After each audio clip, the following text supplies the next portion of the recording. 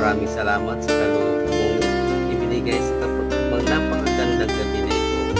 Nagdudulot po ito sa akin ng laksang biyaya upang maalala ko na ikaw ang sadyang lumikha ng lahat ng bagay at upang makita ko ang walang hanggang mong kapangyarihan.